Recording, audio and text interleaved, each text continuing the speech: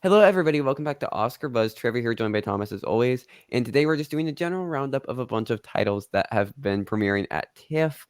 We got One Life, we got Lee, we got Dix the Musical, we got Dream Scenario, we got Woman of the Hour, we got Dumb Money, American Fiction, and The End We Start From. 8 titles, all, varying degrees of acclaim, varying degrees of significance, but things that I think should be highlighted in our coverage here. So let's just jump right into it. All right, so first up we have One Life. This is a new film from James Hawes. It's starring Anthony Hopkins, and he's this Nicholas Winton. He's like this Yeah. this British guy who's taking care of Jewish kids during World War II. I mean, it's Oscar bait. It's Oscar bait as I mean, it sounded like a baity concept, and we've got a star like Anthony Hopkins, who we know that the Oscars love them. Like, he's an Academy yeah. favorite. There was always going to be potential that potentially, the performance could be highlighted. I don't really think that will be the case after the reviews. I mean, they're decent, but they're nothing like special. And the acting categories just seem to be getting more and more stacked. Yeah, they're As already each so film comes full. out. So Yeah. there's more acting that we'll be talking about later on in this video that has launched themselves into contention potentially. So yeah, I don't think Anthony Hopkins will be the one. Still, film meant to be all right though. Apparently. Yeah. It's currently sitting at an 86 on Rotten Tomatoes. It's got a 6.8 average, so like decent. Yeah. We have a review here from Letterboxd from the Oscar expert, fellow awards YouTuber. Said lots of sniffling and tears at my screening. The story is so moving that all the movie had to do was just be good and just tell it, right? And it's very, British style music. He's called it autopilot. And nothing interesting about the execution, but when Hopkins cry, you cry. And again, it seems like it's doing the absolute bare minimum. Some people have said maybe Hopkins, but I don't know how he sneaks in with the already seemingly locked 5 and best actor that we have. Yeah, It doesn't make a lot of especially sense. if the film is like going to be hard to build sort of passion about. Like, it's not going to be very heavily watched. I don't think really. It's not going to be a Yeah. big thing that people are going to want to vote for necessarily. Like, it's not that kind of performance. Hopkins will have another slew of performances in the upcoming years. I'm sure he'll get another Oscar nomination at some point. Right. But not for this one. Not for this one. It looks like. No, I agree. Next up we have Lee. So Lee is the new film from Ellen Kuras, and it's telling the story of the war photographer Elizabeth Lee Miller, who's a fast model who became an acclaimed war photographer. This is like Kate Winslet's passion project, and Yep. apparently she's pretty good in it. It's also got a kind of a stacked cast. You got Marion Cotillard, Andrea Riseborough, famously. Yep. Yeah. Alexander Skarsgård, Josh O'Connor, Andy Samberg. Like, it's got a cast. But similarly, I've been hearing very good things about Winslet's performance. And the film is meh. It's again, we just have Rotten Tomatoes. It's got a 75%, 7.3 average rating. Again, just good enough. Probably. Yeah. We have these reviews here. This one's from Ezra, who's a bit more negative, actually. Lee is an unfortunate case of a harrowing story being told in the most pedestrian, lifeless way imaginable. Kate Winslet doesn't really get an opportunity to shine until the third act, and by then, it's far too late to save the film. This was an excruciating watch. And we also have this from Rachel here. Lee is an enjoyable, albeit conventional biopic, bound to be a festival crowd pleaser. Kate Winslet commands the screen as always, but it's Andy Samberg who delivers the biggest on-screen surprises.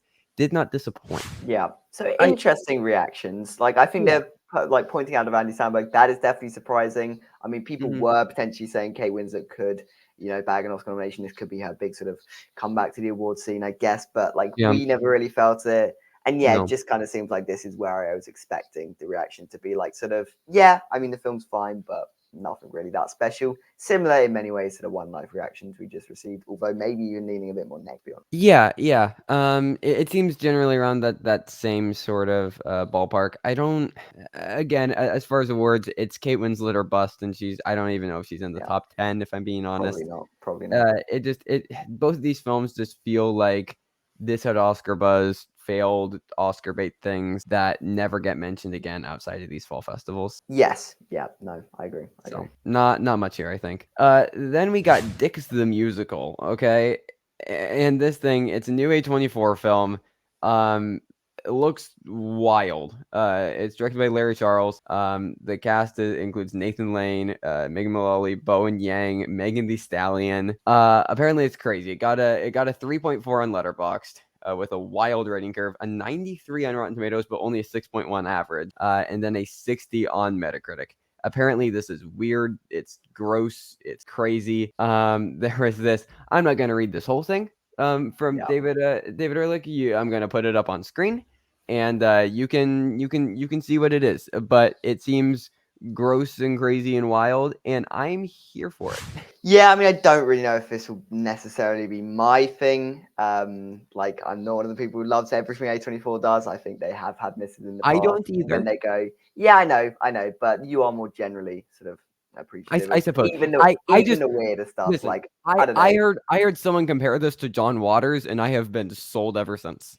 Okay, Yeah, I guess like so. I guess so. Like, these reactions are not really necessarily selling me on the film. I mean, it'll be interesting. I might probably check it out just because of the concept, just because of the title. Like, you've given me a good title there, I guess, at that. So, but yeah, I don't know if this will necessarily be my thing. In terms of awards, very limited. Although there is one prospect which people have been you want to saying bring up. there's a Megan Thee Yeah, Stallion song. It's not gonna happen. Let's be honest, no, but it's still kind but of fun. Like it's a thing to talk about, I guess. yeah, yeah. Yeah, but interesting, interesting. I didn't expect Tiff to sort of be premiering a film like this. It doesn't feel like a Tiff film at all, this one, to be honest. But I don't know. yeah, I don't know. I don't know. When you compare it to the sort of Lee and One Life, I it's in suppose. a I different suppose sort of with that, yeah. outlook. Yeah, yeah. Okay. Yeah, I'm excited. I'm excited. It probably won't be anything incredible, but I'm here for it. Then we got Dream Scenario, another A24 project. This one by Christopher Borgli, as I'm going to go with that last name. A 3.7 on Yeah. Letterboxd,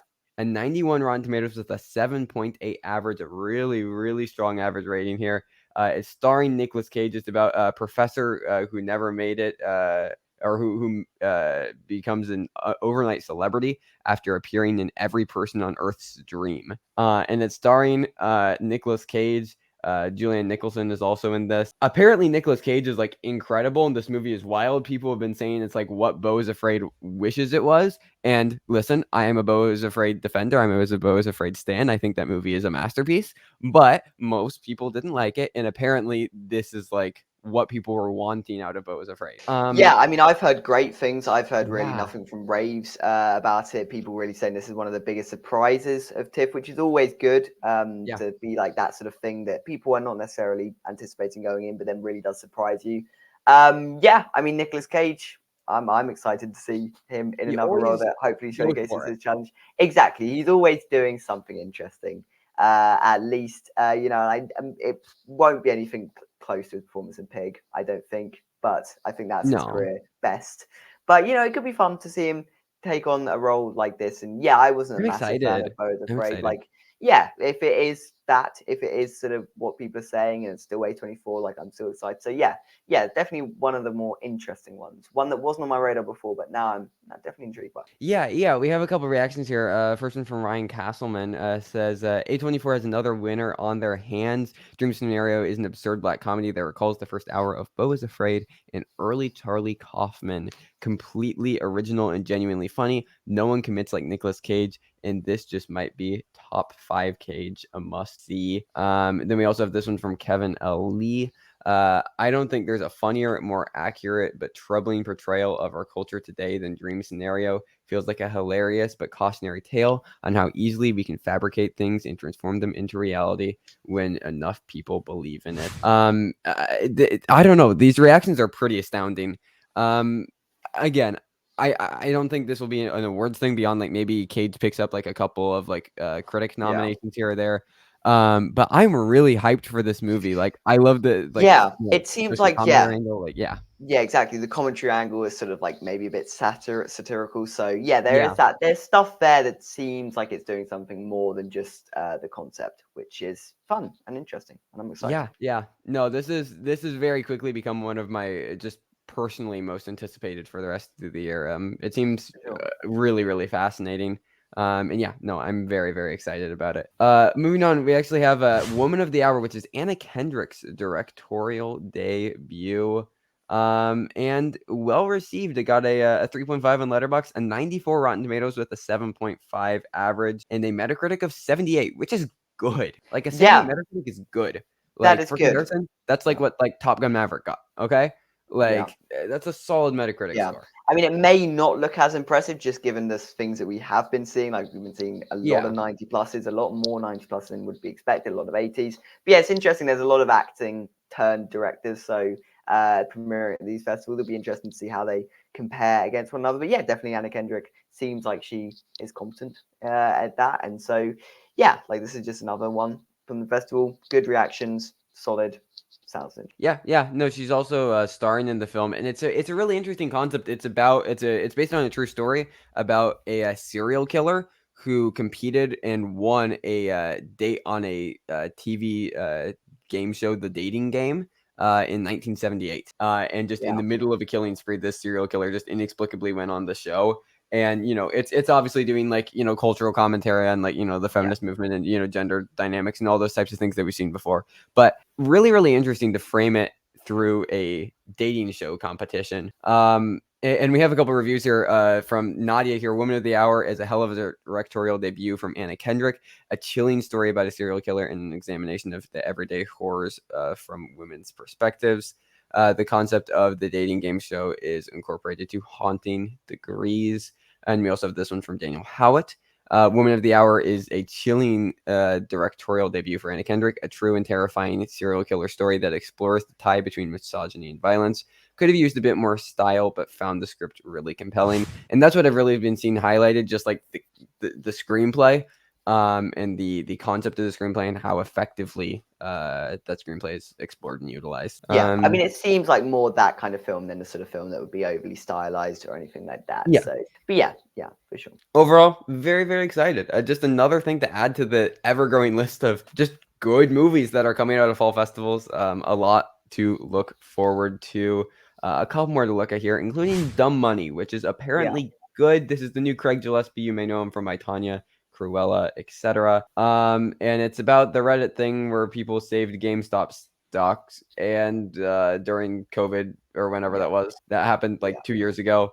Starring Paul Dano and Pete Davidson and America Ferrera and everybody else, I guess, who like stacked ensemble. And apparently, it's like decent. yeah. I mean, the cast is good, but we Yeah, saw the teaser, and I won't lie, it's up there with The Sun as one of the worst teasers, I think, for this yeah. sort of an Oscar-y type film. Like, The yeah, teaser's awful. I'm confused how this was so good. I was very pessimistic about its chances going in. We got sort of test reactions, early reactions, and they Yeah, were not great either. no. But yeah, maybe they did some fixing up work. Maybe they whatever to it. But yeah, apparently it's quite like charming. It's just a sort of fun ride, which I guess is to be expected. I mean, the director's fairly decent. The cast, as I said, it's pretty stacked cast. So and the concept itself, I was worried would be a bit recent, but apparently that's not really an issue. Apparently the concept is handled well. So yeah, really surprising this one. This is definitely one of the reactions I'm like questioning a little bit. But Yeah. I mean, and it's interesting. It's on a 3.5 Letterboxd, an 86 Rotten Tomatoes with a 6.8 average, and a 65 Metacritic. And like that isn't the most impressive,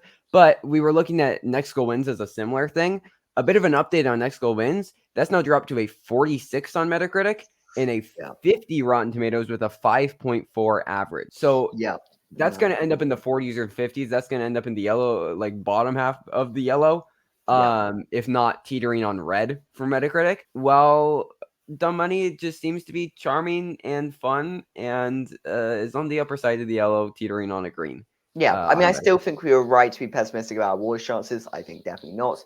But Yeah, yeah, potentially we were a little too callous of just throwing away this film after the teaser trailer. You know, we shouldn't judge a film by just the trailer, I guess. I guess not always. Not always. Matt Nagley said, Dumb Money is a crowd-pleasing financial film for the little guy that explores one of the biggest revolutions in Wall Street's history with clarity and humor. Solid work from the entire ensemble, less kinetic than Craig Gillespie's latest movies, but still entertaining and illuminating. It's nowhere near as good as Moneyball or The Social Network or even The Big Short, but to take a line from Keith Gill, I just like the film.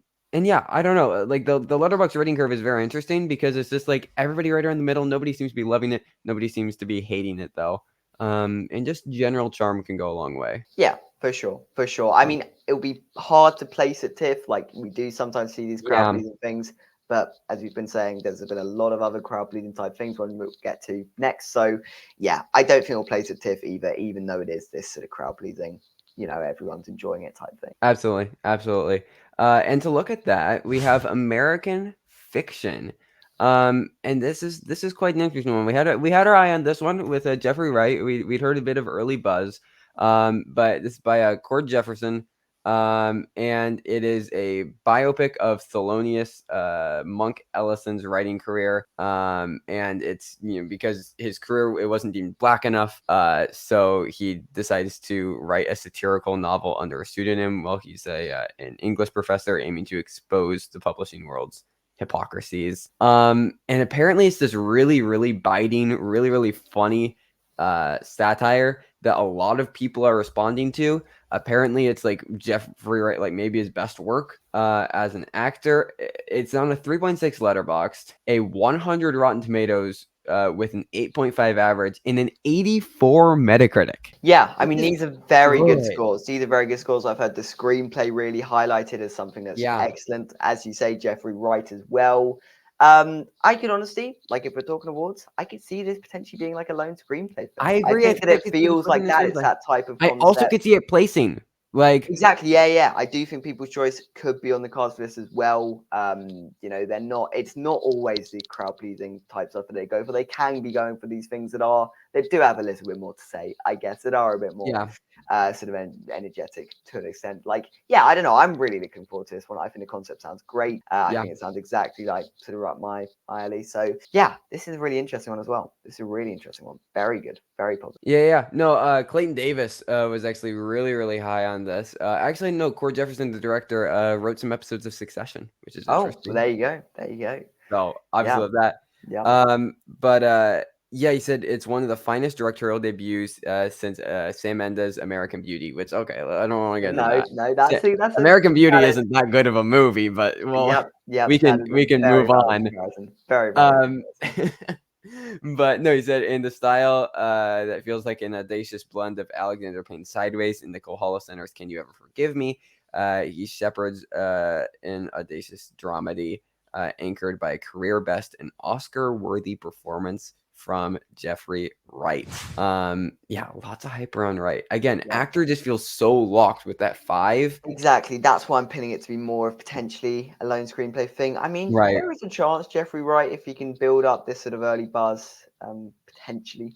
But it's just a very stacked category. So yeah. For sure. The last thing here, and we actually don't have any scores for it yet, but I still want to bring it up. It is The End We Start From, is the name of this film. So it is a directorial debut from Mahalia Bello. She's done some like TV stuff before. But it's starring Jodie Comer, and it's as London is submerged below floodwaters, a woman gives birth to her first child. Days later, she and her baby are forced to leave their home in search of safety. They head north through a newly dangerous country, seeking refuge from place to place. So it's like this dystopian, like sci-fi future thing, tour de force type performance from Jodie Comer, who's apparently quite brilliant in this. Again, we don't have any ratings yet, but it's overwhelmingly like way more 4s than anything else on Letterboxd. Yeah, no, this sounds again decent, like a very, very good sort of TIFF premiere. And again, one of the films that's sort of like under your radar, potentially springs up and becomes a surprise hit. So yeah, I mean, Jodie Comer, when is she not brilliant? I guess. She's great in everything. She's great. But yeah, this definitely sounds like a good showcase for her. And yeah, the concept sounds fairly interesting. Yeah, I'm pretty hyped to see what sort of scores this gets. I think we're looking potentially 80s in Metacritic. We have this reaction here from Ariane. They say The End We Start From continues the showcase of Jodie Comer's incredible talent. Mahalia Bello's excellent direction paired with the wonderful words of Alice Birch and a haunting score craft a film that explore motherhood in the length one would go to for their child. I don't know. It seems like a really, really strong film. Again, awards probably not, because like Jodie Comer, Yeah. sorry, like actress already has like 10 possible contenders Yes. and like Yeah. 4 winners at this point. The only I would look out for like a DGA first feature maybe, and same thing for Cord Potentially, that Jefferson could make sense. as Yeah, yeah. well for Yeah, I think that definitely makes sense, Cord Jefferson. Like, if, yeah. yeah, but potentially we could be looking at those sorts of things for it. Yeah, I mean, it'll be interesting to see, as we say, the scores, how they come through Yeah, for this one. absolutely, absolutely. But that is it for today. A lot of interesting stuff. If there's a need to cover a bunch more stuff from TIFF, we will. I don't know if there necessarily will at this point, though. I feel like we've gotten most of the bigger Most, premieres. yeah, yeah, But if there's a need, we might pop in with another video. But for now, this is it as far as fall festivals and TIFF coverage until the TIFF Awards, which are going to be happening on Sunday, I believe. yeah, So those will be quite interesting. We'll see what is placing top 3, what's getting People's Choice, which is a massive launching pad for the sure. Oscars. In the meantime, we're going to be having reviews again this week. We're going to be talking about Haunting in Venice, the new Kenneth Branagh film, Oscar winner for Belfast, unfortunately. Sorry, Kenneth. And we're also going to have El Conde by Pablo Larraín, who made a much better film from that year. So lots of interesting stuff there. In addition to Grammys coverage, we're going to be starting Grammys. We're going to be talking about Olivia Rodrigo's guts and some Grammys predictions. Lots of fun stuff. But that is it for today. You can support the SAG and WJ strikes in the links in the description, in addition to following us on social media, if that is something that you are interested in. But until next time, stay safe, everybody. Thank you for watching, and goodbye.